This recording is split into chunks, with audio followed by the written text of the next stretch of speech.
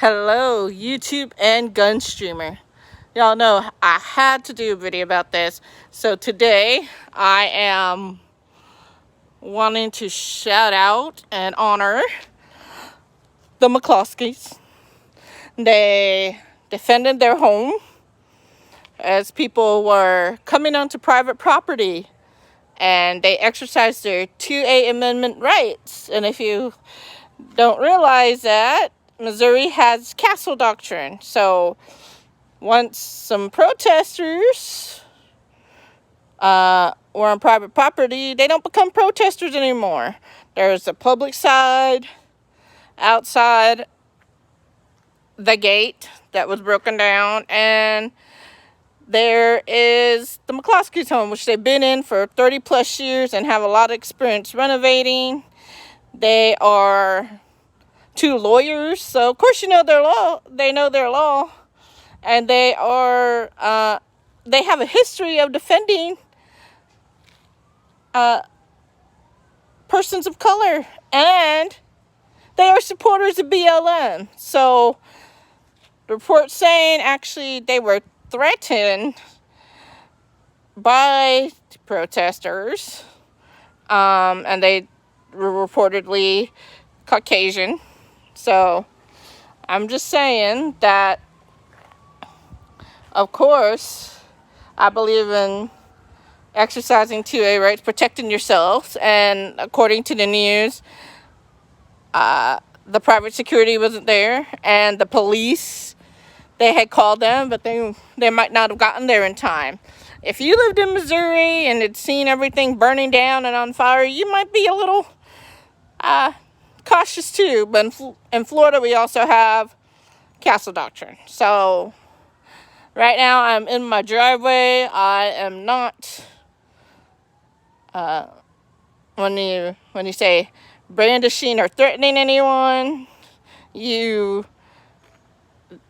have the right to defend your home and your property. That's what the Second Amendment is all about. You have your God-given inalienable right to protect your life, to protect your home. And I believe people should have the right to do that. A cat in New York has the right to defend itself more than a person does, because you can't declaw a cat, but it's hard to get it concealed in New York or California. So I'm just saying that we have to wait for facts and evidence to come out. There's another example of how we have to wait till more details come out, and we know the whole story. They were eating dinner.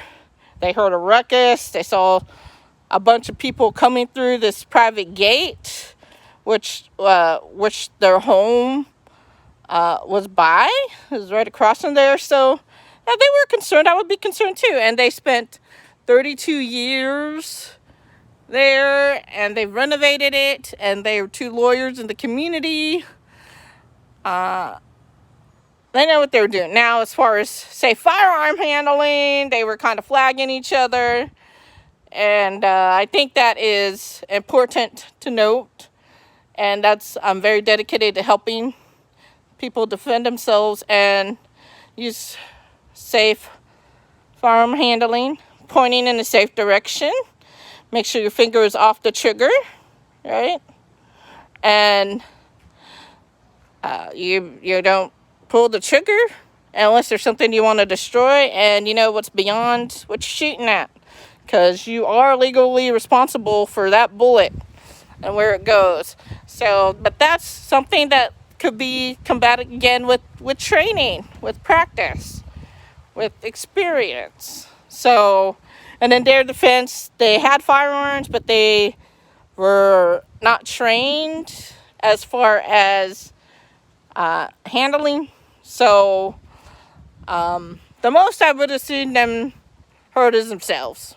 Okay. So, but if they really wanted to hurt someone, they didn't have to come out of their house and announce their presence. Okay, they could have stayed behind. They could have pop some people off without declaring themselves. No, they just wanted to let people know that that house is not for setting on fire. So they were not for being rioted and looted. And if you haven't been in that situation, you may not understand what that feels like, but I do, because during Hurricane Michael here, there were lots of reports of looting and stores. There were a bunch of gangs in Southport, like people and some white SUV going around. And some people had to defend themselves with the rifle. Some of my friends had to. So it's a reality. So we shouldn't judge people unless we've taken a walk in their shoes. So as someone who's had to defend their home and business before from potential looters, yeah, I get it. I totally get it. And no one was hurt. And if the prosecutor thinks they're going to be able to have a good case against them, they have another thing coming.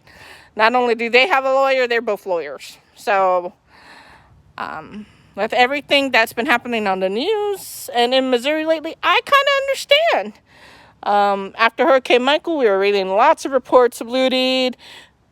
Places were boarded up, spray painted. You loot, we shoot. And the area is still recovering, believe it or not. It's 2018.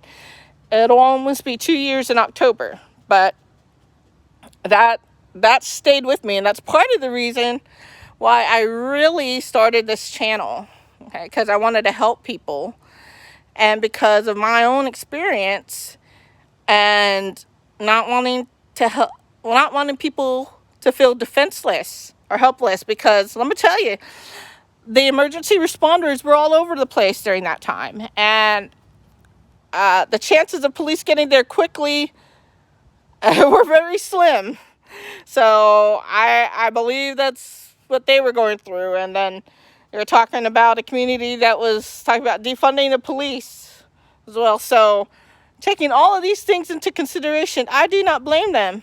So Mr. and Mrs. Smith, he had an AR. She obviously had a handgun. I'm guessing it was something like this. It was 380, maybe Walther's, or a small pocket pistol, 9mm, something easy to conceal. Okay, and they didn't even need any concealment. They were on their home.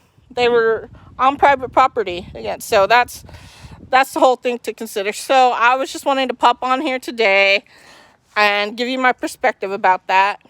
And I'll talk to y'all later. Keep fighting for the 2A. Keep shooting.